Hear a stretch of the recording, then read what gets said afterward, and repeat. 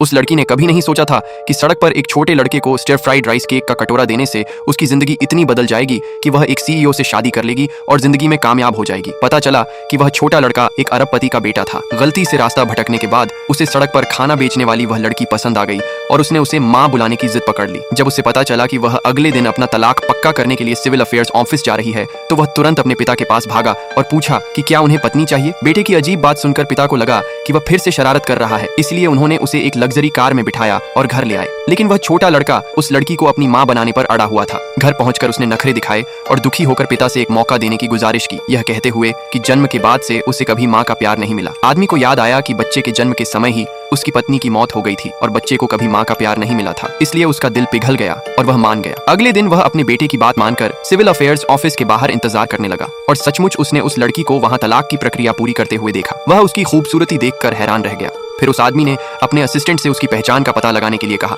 लेकिन लड़के ने अपने पिता को तिरस्कार भरी नजरों से देखा और कहा कि जांच पड़ताल न करें और तुरंत कुछ करें। बाद में आदमी को अपने असिस्टेंट से पता चला कि वह लड़की बहुत दयालु थी और उसके पति की बेवफाई की वजह से उसका तलाक हो रहा था। उसका एक्स हस्बैंड अभी भी हार मानने को तैयार नहीं था और जानबूझकर ऐसा कर रहा था कि उसे अपना स्टॉल लगाने के लिए कहीं जगह न मिले ताकि वह मजबूर होकर वापस आए और सुलह के लिए गिड़गिड़ाए। यह सुनकर छोटा लड़का तुरंत बेचैन हो गया और अपने पिता को खींचकर अपनी होने वाली माँ को वापस लाने ले गया। इस बीच जिस लड़की को परेशान किया जा रहा था उसका सुलह करने का कोई इरादा नहीं था। उसने अपने एक्स हस्बैंड को फोन किया और उसे बुरी तरह डांटा, फिर उसे पूरी तरह ब्लॉक कर दिया। गुस्से में भरे एक्स हस्बैंड ने कुछ लोगों को उसका स्टॉल पलटने के लिए भेजा। ठीक उसी नाजुक पल में वह आदमी अपने बेटे के साथ वहां पहुंचा। उसने घबराते हुए अपना परिचय दिया और दिल से उम्मीद की कि वे एक परिवार बन सकते हैं।